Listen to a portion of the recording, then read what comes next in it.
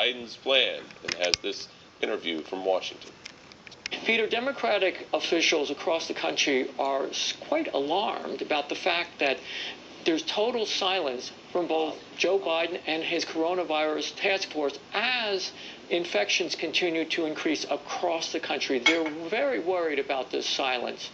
Can you explain what you think is going on here? Well, the Biden COVID-19 plan before the election consisted primarily of attacking President Trump for supposedly doing nothing. And yet one can find on the internet very quickly, like this file I printed, hundreds of examples of what the Trump administration has actually done to fight the COVID-19 pandemic, including sending hospital ships to New York, using the emergency powers to get tens of thousands of ventilators manufactured, and fast-tracking vaccines, which is now bearing fruit. During the last debate between President Trump and Joe Biden said he had a comprehensive plan. And we're in a circumstance where the president thus far still has no plan, no comprehensive plan. Folks, I will take care of this. I will end this. I will make sure we have a plan. Did he ever have a comprehensive plan?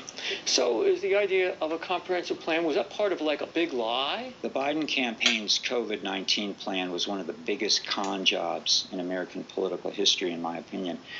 In fact, it even eclipsed Richard Nixon's non-existent secret plan to end the Vietnam War in 1968 and John F. Kennedy's false allegation in 1960 that the Eisenhower-Nixon administration had failed by allowing a missile gap with the Soviet Union.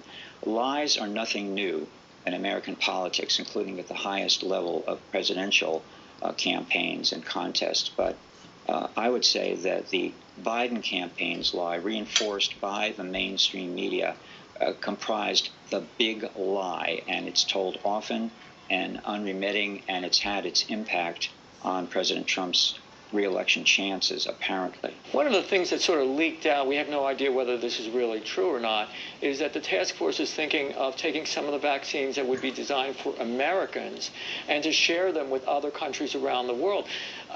That sort of puts the American public sort of in second place, so to speak. What's your own reaction to that proposal?